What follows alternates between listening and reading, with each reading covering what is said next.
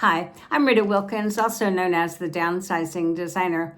Welcome back to my weekly 5 in 5 series where I share 5 quick tips in just 5 minutes on decluttering, living a simple life, and also minimalism. Today's topic probably will relate to just about everyone that's on this video because it has to do with those everyday items that when we're decluttering, we're sometimes triggered. So if you're in the midst of decluttering your home right now and you've noticed that you get emotionally triggered when you come across certain simple everyday life things, like maybe a mug that your dad used to use for his coffee every morning, or maybe your high school gym bag that just brings back wonderful memories of a time in your life, or maybe it's your kids' grade school art projects. So we've given these simple things meaning, and they have a special place in our heads and our hearts. And yet, you know that they're taking up space, valuable space in your home, and keeping them is actually more of a burden. So in today's video, I'm going to show you how to let go of the items that you might have been avoiding, might have been procrastinating and holding on to, so that you can start living a simpler, less encumbered life. So my first tip is the childhood trophies and awards. So the challenge here is that they remind you of your self-worth. They validate you. So those high school trophies, the college trophies, they might still sit on the shelves gathering dust. Those trophies, the medals, the awards, they symbolize your hard work, your achievement, and also your self-worth. But you're resisting letting go of these. So if this is you, just try this. Remember that trophies and awards are just the physical objects. They remind you of, they remind yourself, I should say, of that they are just simple, tangible reminders, and that you're the one that did the job well done, and that lives inside of you. Select one or two, take the photos of the rest, and then let them go. Now here's kind of a bonus tip because there are going to still be some that you won't let go of. So if you want to creatively repurpose some of them, make bookends out of your trophies, maybe make a necklace or a bracelet out of a few of your medals, or maybe make a collage out of some of the awards. My second tip is the old love letters or the keepsakes that remind you of past relationships. So the challenge here is you're tied to those powerful mementos from the past relationships.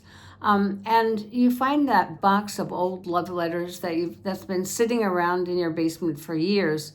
And all of those memories, sweet and painful, come flooding back.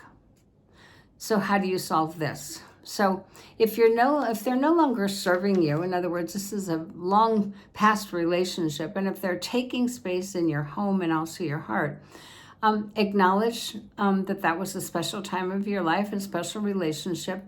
Reflect on the impact, the good or the bad, and then focus on the positive and just say goodbye with gratitude and then let them go. My third tip is the baby clutter from grown adults. So you're challenged because they connect you to a time in your life that's now past, and holding on to them is a way that you've tried to stay connected to a chapter of your life that you love, that babyhood. So finding a box of old baby clothes can bring you to tears in just a heartbeat. So the solution there is, if this sounds like you, try to let go of them without regret by taking a few minutes to look through the clothes. Let yourself remember, laugh or cry, that part of your life, because that's also part of the process of letting go. So let those emotions flood you, and then keep a small, well-curated selection of those things. So maybe it's a pretty little christening dress or a pair of shoes, whatever it is, but obviously you can't keep all of them. And then pass the rest on with purpose. Donate them to a family member or friend, or donate them to a shelter. My fourth tip is books that you keep, but you never read or reread. So books are a challenge for many people. And that can actually be one of the hardest things for people to let go of.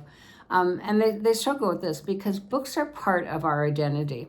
They make us feel and look smart, to others, and also they just seem to gather dust unless we're using them. So a solution here, and if this sounds like you, redefine your identity. Just if you're not any less smart just because you own fewer books.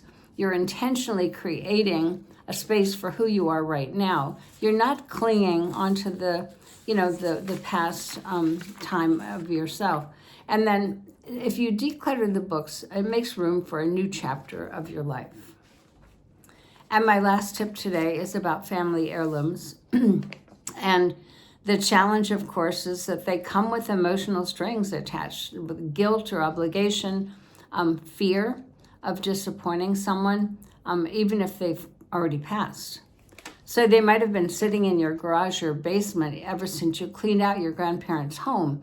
The grandfather clock that you never liked anyway, the old Victrola chest, that I had one of those, that's useless to you in your small space. And then those Victorian velvet chairs that sat in your grandparents' parlor that were probably passed down from their parents because they were never used. So the solution to all of this is, if it sounds like what you're dealing with, just try this. Pick a day that you're actually going to say, I'm going to deal with this. I'm not going to procrastinate any longer. Look at each piece and ask yourself, why are you holding on to it? Is it guilt? Is it obligation? Is it fear of disappointing them? And then ask, does it belong in your life right now? And if not, donate it. Let it go. Put it on a truck and just get it out of there. So as you might have already discovered, certain everyday items create this unexpected emotional weight when you're decluttering. Not because of the function or the utility of them, but because of what they represent.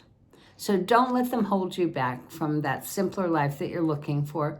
Don't procrastinate. Deal with them today, and release that emotional clutter so you can start fresh. So I hope this video has helped you and made a difference. And if so, please like, comment, and also subscribe to my channel so that we can continue to grow.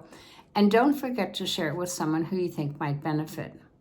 And if you're ready to learn more about simple living, download my new ebook. It's A Journey to Less, a Life Designed for More. It's only $14.99, and the link is in the description below.